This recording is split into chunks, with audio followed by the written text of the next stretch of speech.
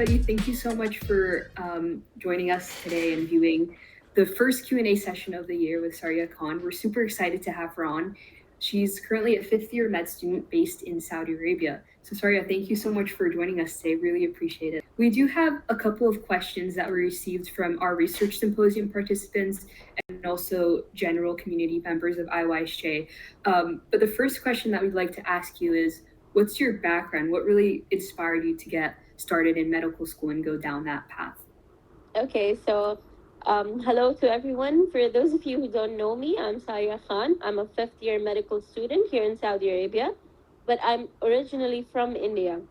So I was born here in Jeddah, Saudi Arabia, and I've lived here my whole life.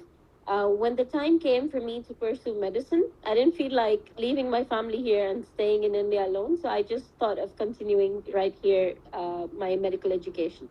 Now, what got me interested into medicine is something, it has two aspects to it. One is something that's emotional, and the other one is something that was related to my academics.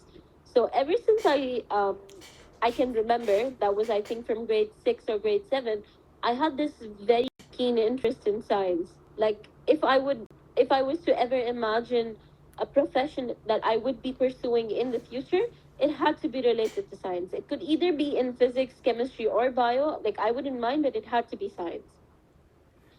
And whenever my dad would ask me, is there anything else that you'd like to do? Maybe like, have a job in some marketing firm, like have a desk job. It would just, I could not imagine myself doing that.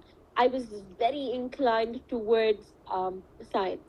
Now, why I chose medicine and not anything else is because my grandfather, my dad's dad, he was very, very enthusiastic, and he really wanted for his family to have a doctor.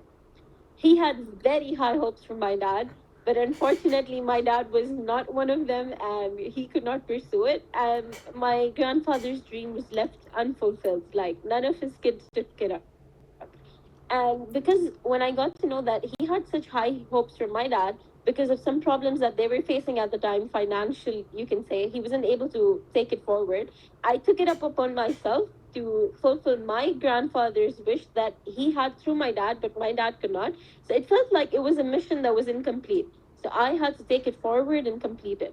That, coupled with my inclination and passion towards science, drew me into medicine. And it just amazes me to see how the Almighty has created the body and how everything works, how everything is just so perfectly planned and placed. So it just gives me more, what can you say, more admiration and more gratitude towards the All Knowing. So I think all of these reasons couple together, and I'm here into medicine. Wow, that was a great answer. I mean, it's really admirable to see your passion for science and medicine in specific. Um, I think we definitely see a lot of people today sort of just going into medicine for the money or to please certain or to please their parents, for example.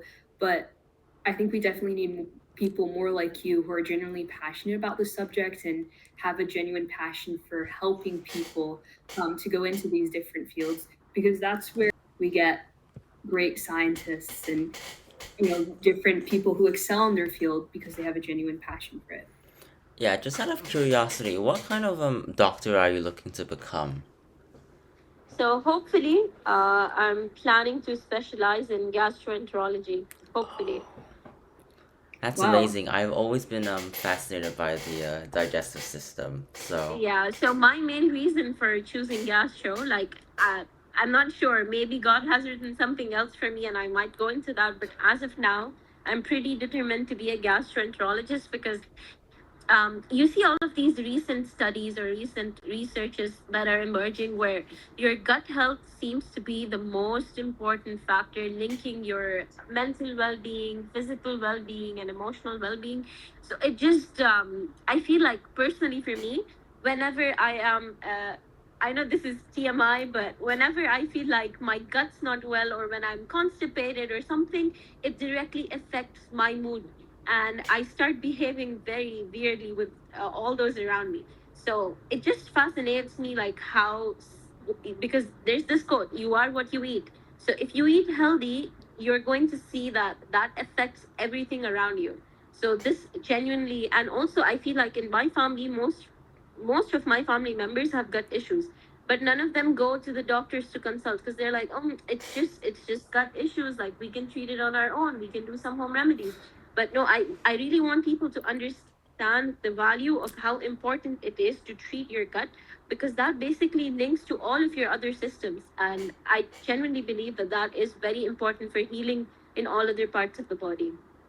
I think it's really fascinating how, like you mentioned, how linked your mind and your body are together. I mean, we see it on when a person is sick, for example, they can't focus, they can't really to complete their day to day tasks. So medicine in that sense is very, very helpful just for the well being of, obviously everybody in the world. And I never realized how important gut health is. So thank you for sharing that. Another question that we had for you is, what advice do you have for high schoolers who would be interested in getting involved in research or, pursuing the medicine field? I'm honestly so proud of you guys for even sitting here and interviewing me about this topic. Because, as I said earlier, when I was in high school, I don't know what I was doing. I was lost. I had no ambition. I had no vision of what I'm going to do.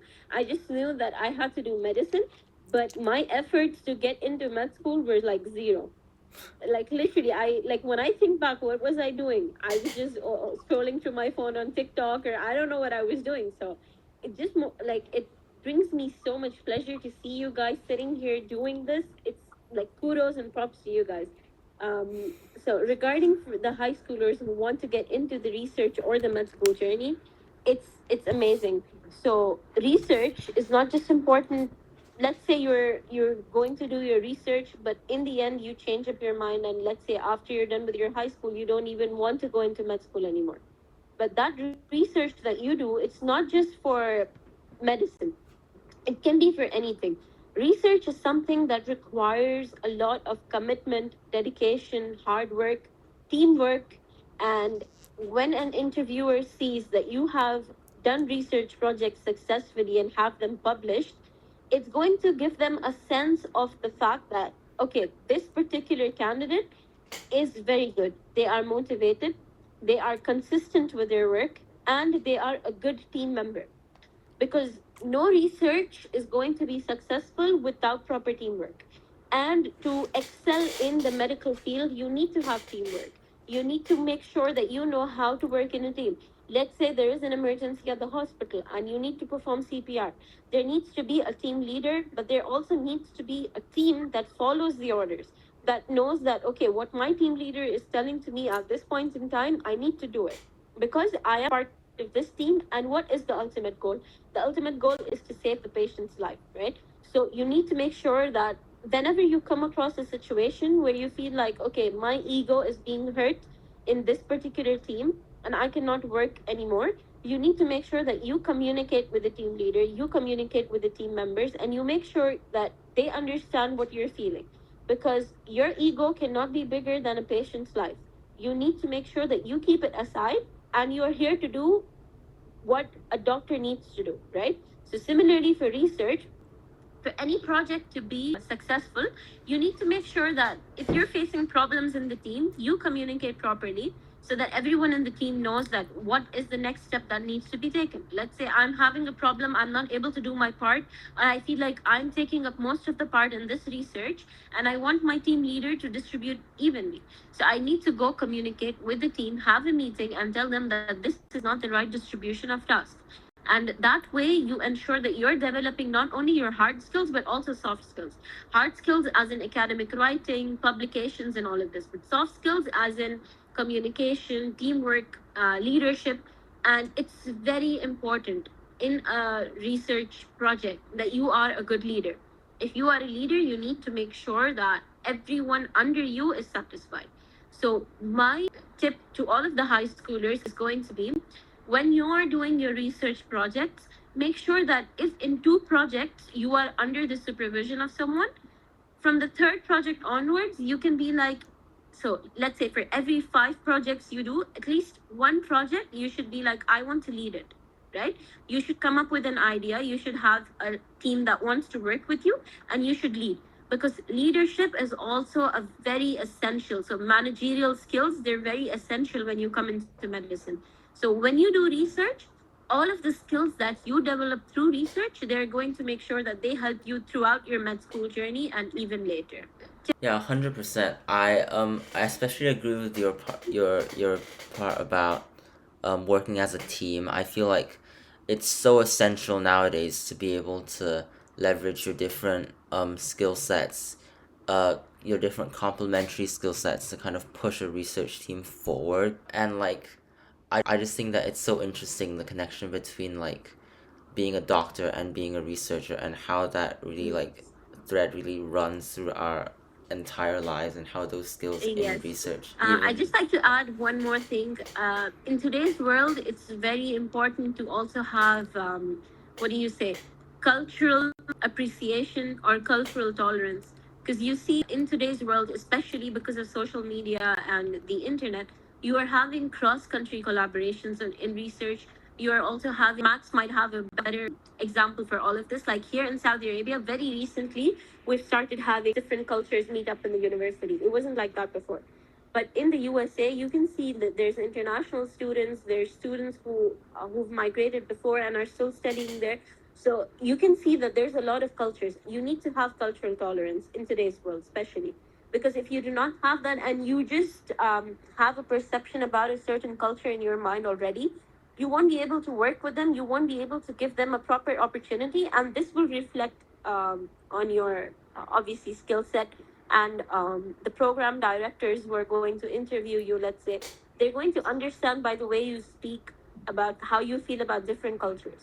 So it's very important to keep that in mind as well. Yeah, 100%. I think diversity is very important, Yes. especially at IYShare organization. We have team members from all over the world. So we've had team members previously located in Ghana, in Mexico, all the way in England to Romania. We even, one of our executive directors is even from Australia. We do have a couple of students as well from the US, like Max. And I found that through these diverse countries, we've also been able to get a lot of different diverse perspectives. When people are writing, articles and publishing them in our journal, we those are where we really get to see those certain perspectives. Yes. So I think that definitely applies to the broader on a broader scale on different teams. Definitely a very important thing to keep in mind. Yeah, and also like in the papers I've read, like you can see sometimes that the authors, they're from like completely different countries. There will be like a collaboration between like US and like South Korean professors or something, and they were both leader projects. So like it's really just like nowadays in our interconnected world, right? Like there are a lot of Yeah. opportunities that come from working with someone overseas, that come from knowing people overseas, and you can't really just like stay in your bubble anymore. Like it's really like being diverse and having like being able to like connect across different cultures is a very valuable skill set, I feel, nowadays. Let's move on to our next question, which is, I mean, a lot of our participants wanted to know, what's medical school like? So med school is a roller coaster. One day you feel like you've accomplished it all. The other day you go to university and you're like, oh, I've hit rock bottom. So you don't know, you really don't know what your day is going to be like until you go and face the day. So, but one thing that I can tell you is if you're consistent, like coming from me personally, I don't study every day. Like how you would expect, or like when I see Instagram reels or TikToks of med students who are doing everything in a day, getting up at 6 a.m., having their gym sessions, doing their avocado toast and whatnot, and then having all the time in the world to finish their Anki and then get back and sleep on time. I personally cannot do that. One thing I realized is um, for every person, the experience is different. For me, if personally, if my brain is able to take it up, I don't need to study every day. I listen to the lectures, I grasp most of the things because I annotate while the lecture is going on. I come back home and I don't study. I usually spend my time doing research or I just don't do anything that day because I don't feel like it. But I set weekly targets for myself, not daily targets, because I know that some days I might not be able to do anything. Some days I might be able to do more than what I thought I could do. So I set weekly targets. Let's say, and now that I'm in my clinical years, we are able to finish 15 lectures in a week. So my daily target is, even if I'm not able to do all those 15 lectures, I do 12 lectures minimum in that week. And let's say I don't study on Sunday, I don't study on Monday, then Tuesday I have to brace myself, because if I don't finish my task for this week, it's going to pile up for me on the next week, and it's going to be a lot. So make sure that you set goals for yourself, by understanding yourself. Like, no one can give you a concrete plan. Like, no one can tell you, oh, you need to follow this and you'll be good. No, it does not work that way, because every person is different, and the environment at home is different. Some people, like some girls who are staying in the hostel, their lifestyle is completely different, right? But I stay with my family, so my lifestyle is completely different. I come back, and then, because I'm Indian, as I said, so our family, it likes to be very close knit. So let's say I'm sitting alone and trying to study. My mom's going to show up and she's going to be like, "Why are you not sitting with everyone else?" So I have to stop my lecture for that time. I have to take a break. I have to go sit with them, because they, like, I genuinely need to spend time with my family. That's the way I can relax. So it differs, obviously, what your condition is, how you're saying. But one thing that is the most important that can get you through med school is you have to be consistent, right? And every small achievement that you have, celebrate it. You need to have friends with you, you need to have people, you need to have a group of people who you can call your best friends throughout med school, and hopefully even after that. Because without good friends, without people to hype you up, you're not going to get through med school. Med school is going to be very tough on you, but you need to make sure that, let's say, I was able to finish two lectures yesterday. So I celebrate that the next day with my friends. That, oh, I was able to finish two lectures because I did not think I would. So small wins that you have, you need to celebrate.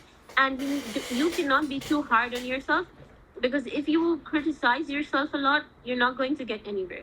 That's just going to put you in a depression spiral, and you're never going to get out of it. So, my two most important advice is, have weekly goals for yourself, or better yet, if you are that consistent and can follow daily goals, please go ahead and have those.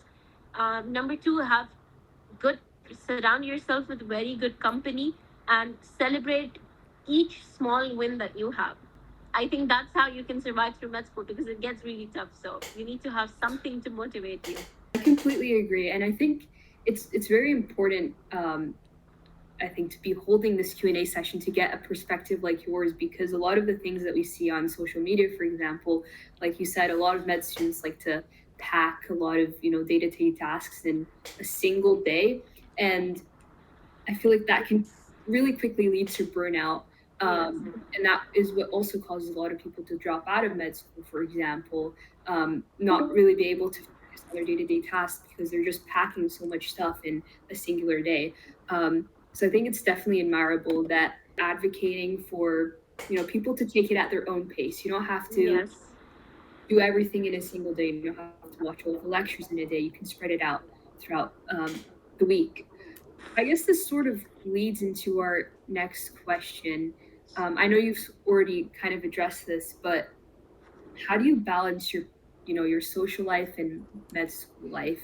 Um, do you find that you can just take a break for a whole day, or do you have to pack in some sort of material like every single day throughout the week? Are there some other methods that you use to find that balance? Okay. So regarding this, this was one thing that I was initially scared of when I got into med school, because I would see, like, I did not have any experience of a med student here in Saudi Arabia, but when I saw med students back in my home country, India, I would see that they did not have time to do anything. Like, if they had a wedding for their favorite cousin getting married, they did not have time to attend that. That would uh that would scare me, because I cannot miss a wedding for my life. Like, I had to be there. So that really used to scare me. That was one of the things that made me very reluctant, and that made me think a lot. Moving on, so once I got into med school, I realized that personally for me, like for me personally, like I don't know about other students, but for me personally, when I listen to the lecture going on and I listen to it with full concentration, I don't need to come back home and revise it that day, right? So if I do not have any other tasks pending, like if I do not have any research task pending or any other thing, I would be free the whole day and I could do whatever I want to. Now, let's say when a special friend comes from outside and I have to meet her after a long time, but I do have my exam in the next week. Now, what would I do then? I would never miss a chance for myself to go and meet my friend or to hang out with my friends or to attend a function that was in my family. Like I would never do that to myself. I would make sure that if I know that next week is my exam and I know that there's going to be a function, I make sure that the days that I would not study, I still study on those days and prepare myself beforehand, right? So that I can take the whole day off. Uh, Definitely, like I don't know how med school is in US. Like I don't have proper experience because obviously I don't go there. But I do see my cousin. She's also a med student in the US. I think she's in her second year right now. I do see her like she manages her time pretty well.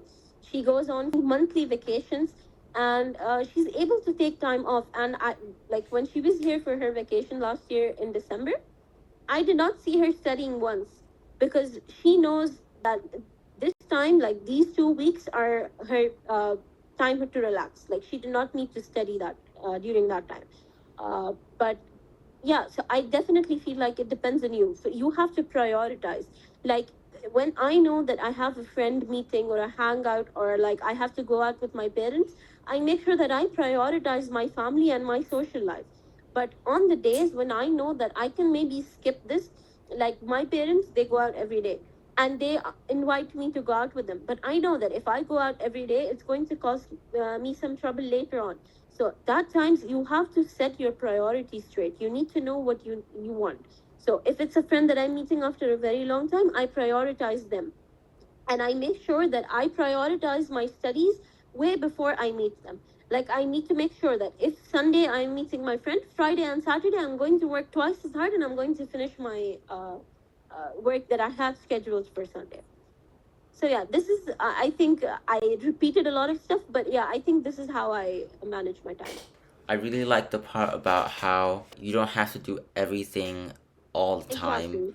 You get what I mean? Because I feel like social media really paints this idea of like, you have to work to stay ahead or rather to not fall behind. And it's just really refreshing to hear you talk about how you can balance your own social life with your own work life and discipline.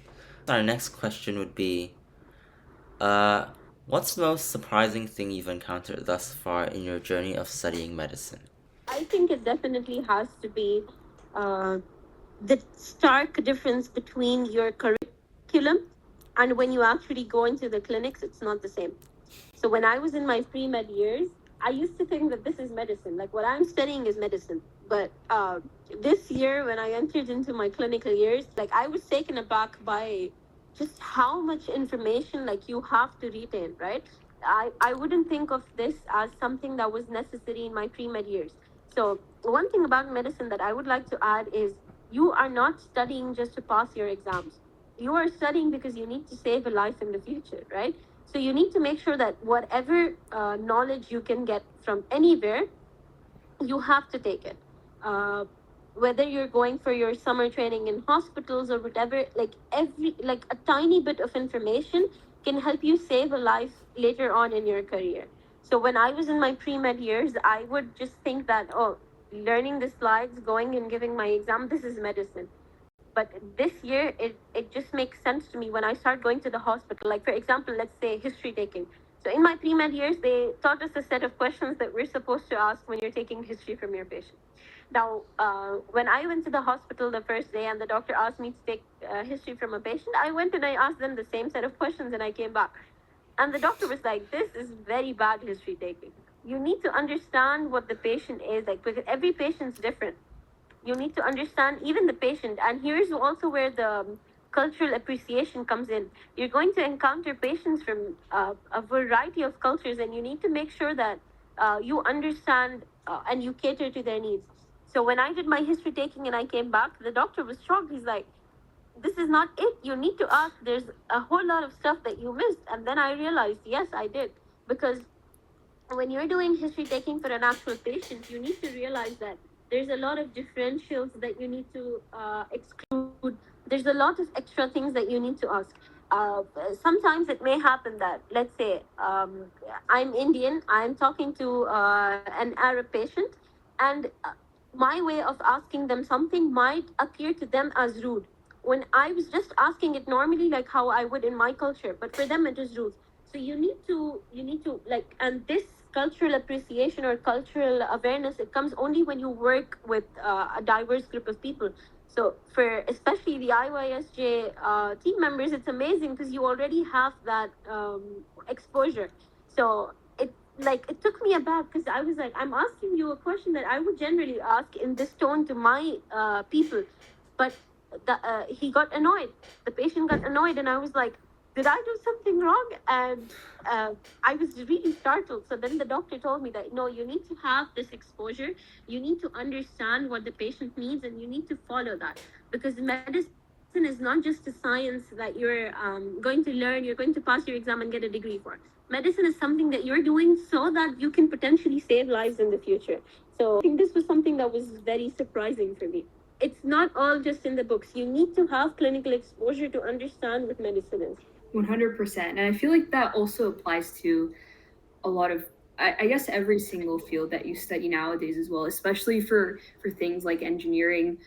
Of course, a lot of it is math based and science based, and you need to have a strong foundation for mathematics and physics, but you also need to learn how to also communicate with others and work with a diverse group of people, because you're going to be working in the future and not just with the people in your college or people within your culture, but from a whole set of different cultures.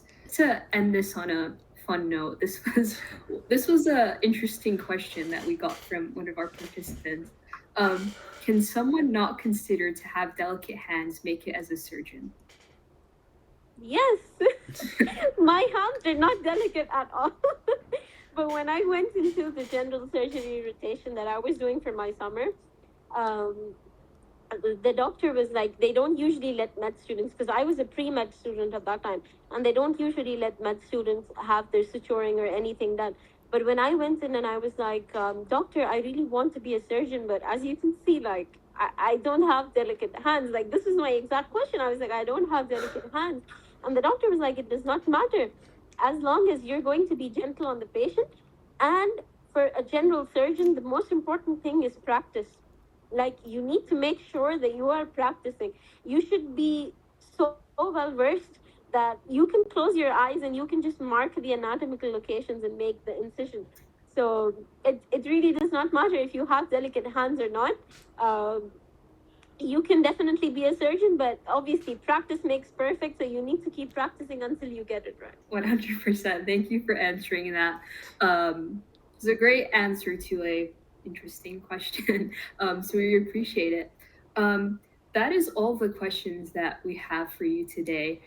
Thank you so much for your insightful answers. They were incredibly helpful, and we will definitely be sending this recording off to our participants, who I'm sure will definitely value it and take it along throughout their journey throughout for research, or if they'd like to go into medical school.